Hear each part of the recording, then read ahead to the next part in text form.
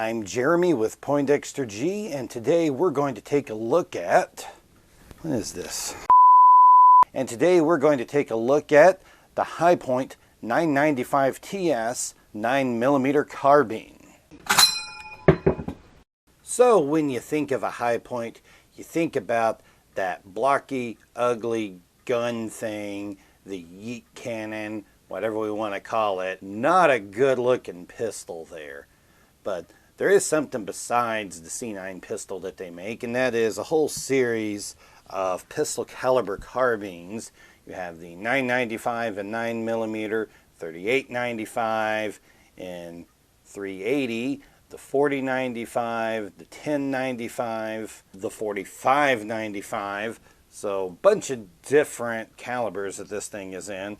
I went with the 9mm version because I'm wanting to be able to shoot this thing cheap. That's the main thing for getting it there. And 9mm is definitely going to be the cheapest option to shoot. And it's actually got a pretty cheap price tag on it itself. Now, where exactly does the Hi-Point carbine resemble the Hi-Point pistols? Well, basically everything in this is made to be done cheaply. Okay, it's made to not cost a bunch of money, but is it actually a good firearm? Well, we'll take a look at that. I'm going to show you the basic operation of it here and give you my thoughts on it and show you some shooting videos of it. As for disassembly, I'm going to have that at the end of the video. If you're interested in just that, you can jump to this time in the video right there. So the first thing to look at here is that this is a 10 round magazine in here. It's a single stack. So it is not big on capacity. They make some 20 round magazines that just stick out the back a bit. One thing to be aware of is the TS has the ability for the bolt to hold open on an empty magazine.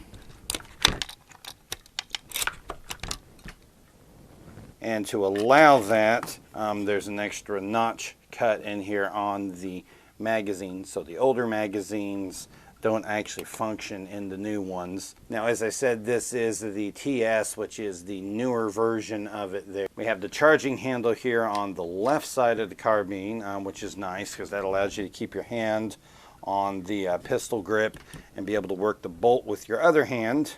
Now, while it is nice to have it there on that side, I found a problem where when I was trying to load magazines into this a lot, that I would end up kind of getting, as it came forward, just the webbing right there between my thumb and my index finger caught a bit, and I've actually got some marks on here from it grabbing and biting me a couple times. I've got a safety located right there, up and down, red for fire, covered up when it's not firing. Magazine release is really at kind of an unusual spot, and it makes it kind of difficult for your thumb to get to it.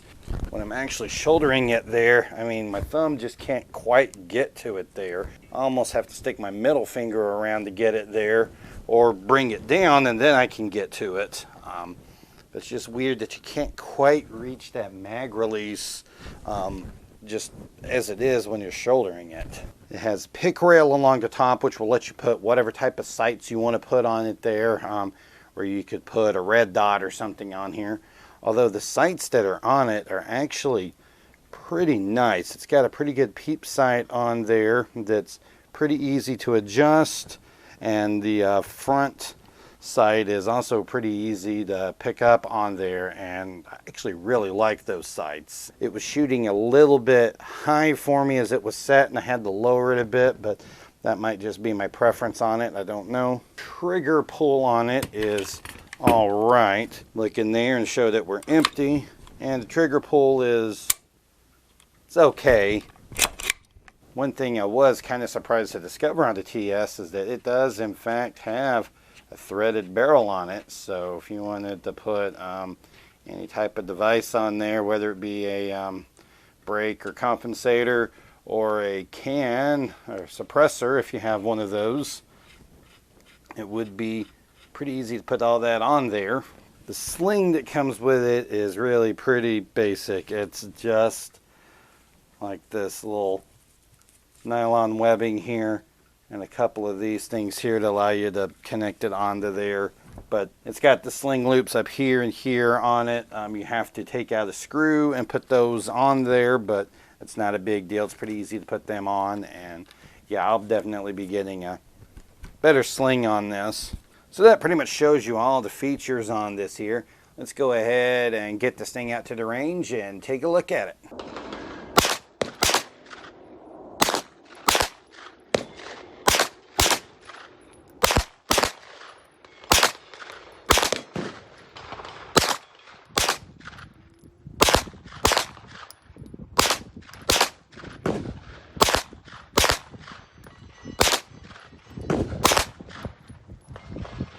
I'm not a particularly good shot, but here's a look at what I was able to do with it here. I did shoot another 10 at it that you didn't see on video, as well as another 5 up at the top of the target. It did seem a little tricky a few times to get it to chamber the first round in there. I don't know if I was doing something weird with it, but a couple times it gave me some trouble. Once on camera, where I'm able to show you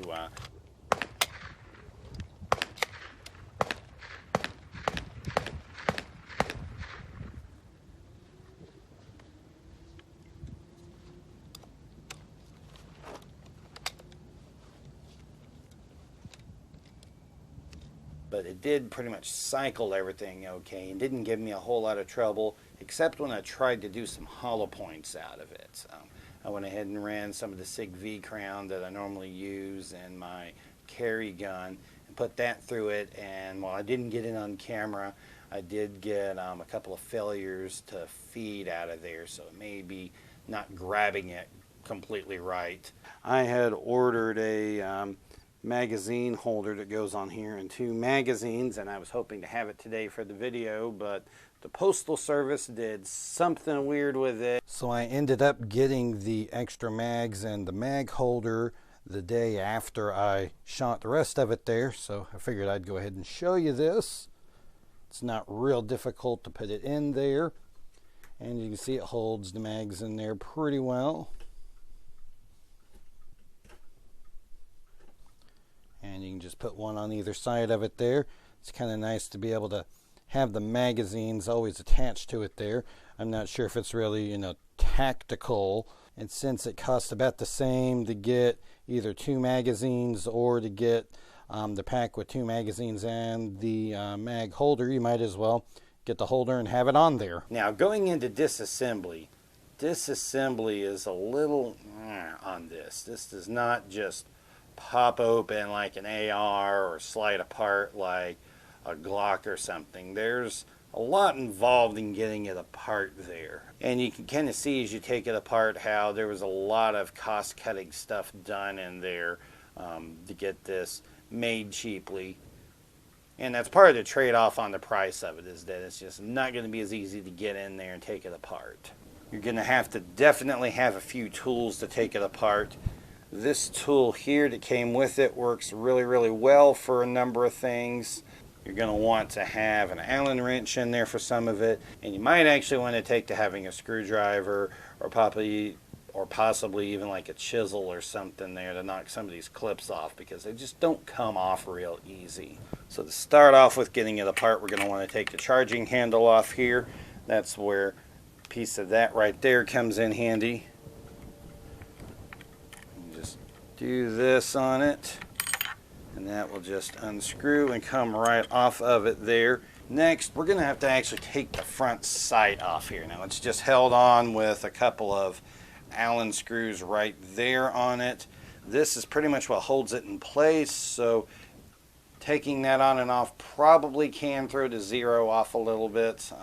Now, if you have one that has the threaded barrel, you're going to need to take the thread protector off of it, and we'll go ahead and go to taking the front sight off. And this actually is the smallest Allen wrench that is on this set. You don't need to thread these all the way out, you just need to loosen them and then it'll slide off. And we put that right there.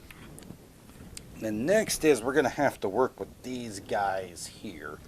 Basically, you've got this tool right here, works great for that as a spanner. You'll need to put that in there and rotate it that way so that the bigger hole is around the pin there so that pin can come out. You're going to need to push down on the pin as you do that. This is really stiff when you first get it and doesn't want to come off real easy. It's gotten a little bit easier as I have gone on and used this a bit more. And then you should have them both sitting and looking like that. Once you have it like that, you can use this bit here, push these pins out. If they don't want to go, it might take a little bit of force to get them out of there. There we go. Next, we'll need to go to this little clip right here. You can use a screwdriver or this tool to get in there. Just put it in here and pop it up like that. Then next, we'll need to get to this bit right here and pop that clip forward.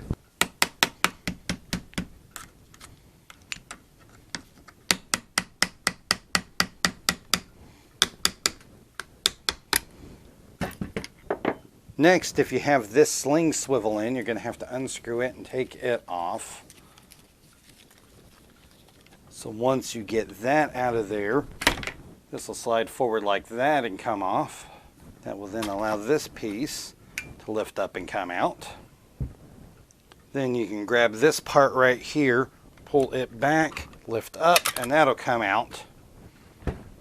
This little piece right here is going to need to come off. And that'll come off just like that. Then we have this clip right here that has to be driven that direction.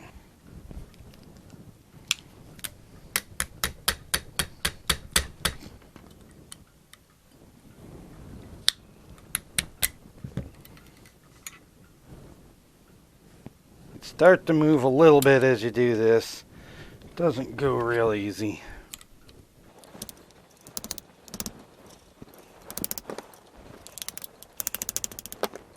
Okay, then that'll slide forward into that position there, and you'll see that the larger hole on that lines up with the pin that's in there.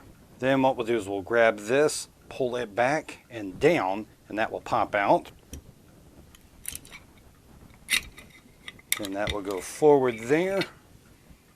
You've got this spring and that little buffer on the end of it there. And you got all this stuff in here that will slide out that way. You've also got this spring, which has another small spring inside of it. And if it doesn't come out, you have your firing pin right there. Now you really don't have any reason to get into the trigger assembly there and get that taken apart any. I'm going to go ahead and cut away for a moment and get this cleaned up, and then we'll go back and get to reassembly. Okay, for reassembly, at least there's not anything strange with this one that makes it real difficult. It's largely just putting things back in the order they came out. Let's go ahead and take the firing pin and our two springs here. You have the smaller spring and the larger one. The smaller spring kind of fits right there inside the back of the firing pin, and then that big one over it. And then this piece will also go right behind that. So here in this, that just goes right inside there where it came out. And then this piece with the little nubby bit right down into there.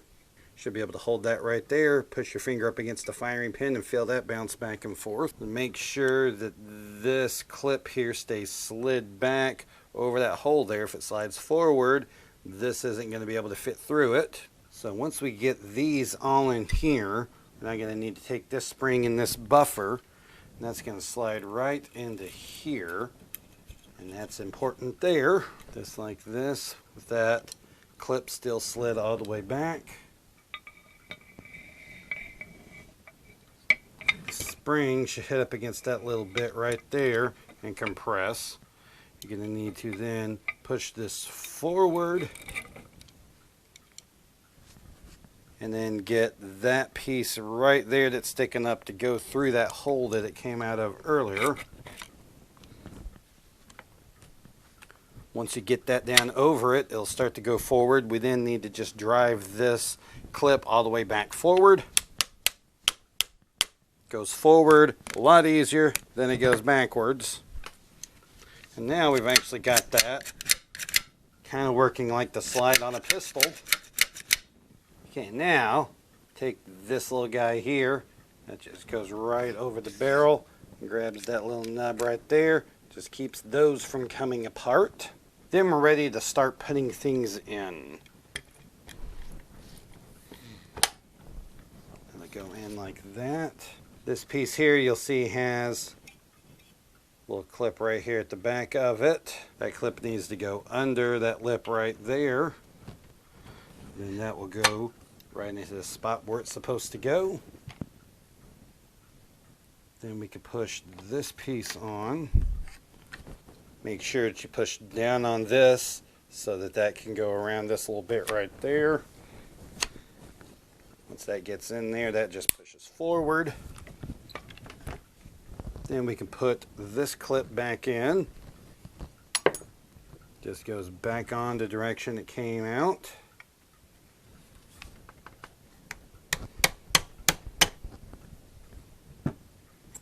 Then get these two pins put back in.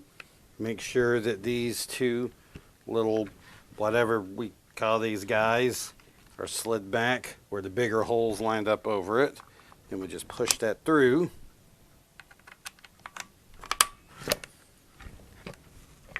Then with this multi-tool, just like we did when we took it apart, we push in on the pin, stick those into there, slide it forward.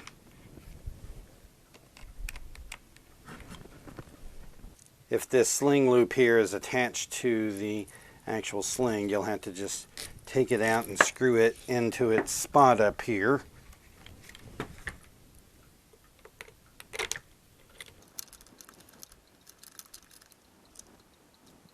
Then take our front sight and slide that back in. Should go into that spot right there. Hold that together while you get your Allen wrench ready. And put that back in.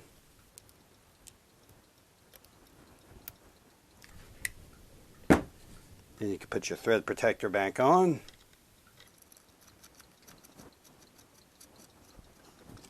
And it's just a matter of getting your charging handle back in there.